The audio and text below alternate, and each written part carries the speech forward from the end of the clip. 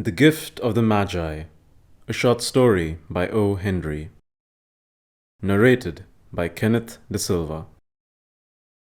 $1.87, that is all. And 60 cents of it was in pennies. Pennies saved 1 and 2 at a time by bulldozing the grocer and the vegetable man and the butcher until one's cheeks burned with the silent imputation of parsimony that such close dealing implied. 3 times Della counted it, $1.87. And the next day would be Christmas. There was clearly nothing left to do but flop down on the shabby little couch and howl. So Della did it, which instigates the moral reflection that life is made up of sobs, sniffles, and smiles, with sniffles predominating. While the mistress of the home is gradually subsiding from the first stage to the second, take a look at the home. A furnished flat at $8 per week. It did not exactly beggar a description, but it certainly had that word on the lookout for the mendicancy squad. In the vestibule below was the letterbox, into which no letter would go, and an electric button from which no mortal finger could coax a ring. Also appertaining thereunto was a card bearing the name Mr. James Dillingham Young. The Dillingham had been flung to the breeze during a former period of prosperity, when its possessor was being paid $30 per week. Now, when the income was shrunk to $20, the letters of Dillingham looked blurred, as though they were thinking seriously of contracting to a modest and unassuming D. But whenever Mr. James Dillingham Young came home and reached his flat above, he was called Jim, and greatly hugged by Mrs. James Dillingham Young, already introduced to you as Della, which is all very good. Della finished her cry and attended to her cheeks with a powder rag. She stood by the window and looked out dully at a grey cat walking a grey fence in a grey backyard. Tomorrow would be Christmas Day, and she had only $1.87 with which to buy Jim a present. She had been saving every penny she could for months, with this result. $20 a week doesn't go far. Expenses had been greater than she had calculated. They always are. Only $1.87 to buy a present for Jim. Her Jim. Many a happy hour she had spent planning for something nice for him, something fine and rare and sterling, something just a little bit near to being worthy of the honor of being owned by Jim. There was a pier glass between the windows of the room. Perhaps you have seen a pier glass in an $8 flat. A very thin and very agile person may, by observing his reflection in a rapid sequence of longitudinal strips, obtain a fairly accurate conception of his looks. Della, being slender, had mastered the art. Suddenly she whirled from the window and stood before the glass. Her eyes were shining brilliantly, but her face had lost its color within 20 seconds. Rapidly she pulled down her hair and let it fall to its full length.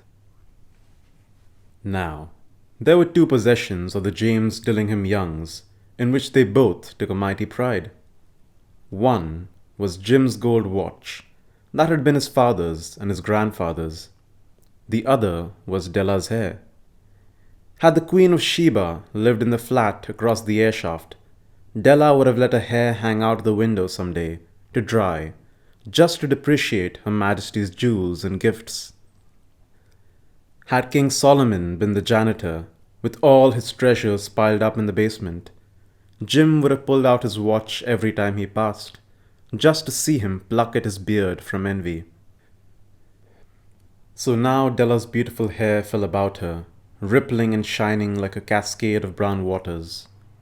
It reached below her knee and made itself almost a garment for her. And then she did it up again, nervously and quickly. Once she faltered for a minute and stood still, while a tear or two splashed on the worn red carpet. On went her old brown jacket, On went her old brown hat. With a whirl of skirts and with a brilliant sparkle still in her eyes, she clattered out the door and down the stairs to the street. Where she stopped, the sign read, Madame Sofronie, hair goods of all kinds. One flight up, Della ran and collected herself, panting. The Madame, large, too white, chilly, hardly looked the Sofronie. Will you buy my hair? Asked Della. I buy hair, said Madame. Take your hat off, and let's have a sight of the looks of it. Down rippled the brown cascade. $20, said Madame, lifting the mass with a practiced hand. Give it to me, quick, said Della. Oh, and the next 2 hours tripped by on rosy wings. Forget the hashed metaphor. She was ransacking the stores for Jim's present. She found it at last. It surely had been made for Jim and no one else. There was no other like it in any of the stores, and she had turned all of them inside out. It was a platinum fob chain, simple and chaste in design, properly proclaiming its value by substance alone, and not by meretricious ornamentation, as all good things should do. It was even worthy of the watch. As soon as she saw it, she knew that it must be Jim's. It was like him, quietness and value. The description applied to both. $21 they took from her for it, and she hurried home with the 78 cents. With that chain on his watch, Jim might be properly anxious about the time in any company. Grand as the watch was, he sometimes looked at it on the sly, on account of the old leather strap that he used in place of a chain. When Della reached home, her intoxication gave way a little to prudence and reason. She got out her curling irons and lighted the gas, and went to work repairing the ravages made by generosity added to love, which is always a tremendous task, dear friends, a mammoth task. Within 40 minutes, her head was covered with tiny, close-lying curls that made her look wonderfully like a truant schoolboy. She looked at her reflection in the mirror, long, carefully, and critically. If Jim doesn't kill me, she said to herself, before he takes a second look at me, he'll say I look like a Coney Island chorus girl. But what could I do? Oh, what could I do with $1.87? At 7 o'clock, the coffee was made, and the frying pan was on the back of the stove, hot and ready to cook the chops. Jim was never late. Della doubled the fob chain in her hand and sat on the corner of the table, near the door that he always entered. Then she heard a step on the stairway, down on the first flight, and she turned white for just a moment. She had a habit of saying little silent prayers about the simplest everyday things, and now she whispered, Please, God, make him think I'm still pretty. The door opened and Jim stepped in and closed it. He looked thin and very serious. Poor fellow. He was only 22, and to be burdened with a family. He needed a new overcoat, and he was out without gloves.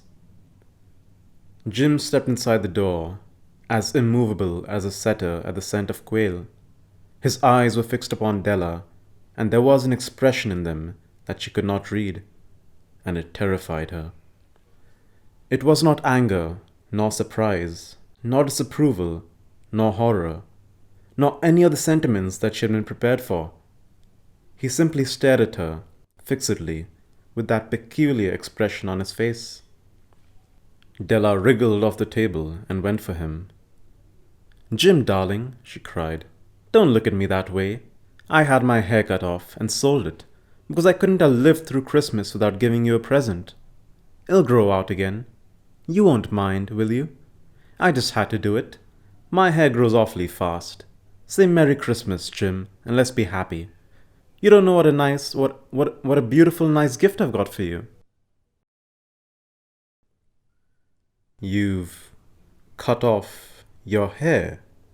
Asked Jim, laboriously, as if he had not arrived at that patent fact yet, even after the hardest mental labor.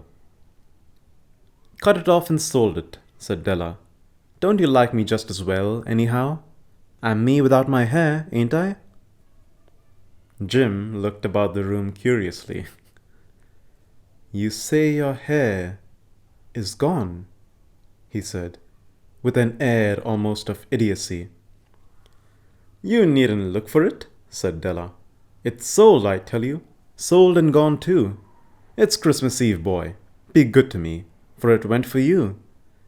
Maybe the hairs of my head were numbered, she went on, with a sudden serious sweetness, but nobody could ever count my love for you. Shall I put the chops on, Jim? Out of his trance, Jim seemed quickly to wake. He unfolded his Della. For 10 seconds, let us regard with discreet scrutiny some inconsequential object in the other direction. $8 a week or $1 million a year. What is the difference? A mathematician or a wit would give you the wrong answer. The Magi brought valuable gifts, but that is not among them. This dark assertion will be illuminated later on. Jim drew a package from his overcoat pocket and threw it upon the table. Don't make any mistake, Dell, he said, about me. I don't think there's anything in the way of a haircut, or a shave, or a shampoo that can make me like my girl any less. But if you'll unwrap that package, you may see why you had me going a while at first. White and nimble fingers tore at the string and paper, and then an ecstatic scream of joy, and then, alas, a quick feminine change to hysterical tears and wails, necessitating the immediate employment of all the comforting powers of the lord of the flat. For there lay the combs, the set of combs, side and back, that Della had worshipped for long in a Broadway window. Beautiful combs, pure tortoise shells, with jeweled rims, just the shade to wear in the beautiful, vanished hair. They were expensive combs, she knew, and her heart had simply craved and yearned over them without the least hope of possession. And now they were hers. But the tresses that should have adorned the coveted adornments were gone. But she hugged them to her bosom, and at length she was able to look up with dim eyes and a smile and say, My hair grows so fast, Jim. And then Della leaped up like a little singed cat and cried, Oh, oh! Jim had not yet seen his beautiful present. She held it out to him eagerly upon her open palm. The dull, precious metal seemed to flash with the reflection of her bright and ardent spirit. Isn't it a dandy, Jim? I hunted all over town to find it. You'll have to look at the time 100 times a day now. Give me your watch. I want to see how it looks on it. Instead of obeying, Jim tumbled down on the couch and put his hands under the back of his head and smiled. Dell, said he, let's put our Christmas presents away and keep 'em a while. They're too nice to use at present. I sold the watch to get the money to buy your combs. And now I suppose you can put the chops on. The Magi, as you know, were wise men, wonderfully wise men, who brought gifts to the babe in the manger. They invented the art of giving Christmas presents. Being wise, their gifts were no doubt wise ones, possibly bearing the privilege of exchange in case of duplication. And here I have lamely related to you the uneventful chronicle of 2 foolish children in a flat, who most unwisely sacrificed for each other the greatest treasures of their house. But in a last word to the wise these days, let it be said that of all who give gifts, these 2 were the wisest. Of all who give and receive gifts such as they are wisest. Everywhere they are wisest. They are the Magi.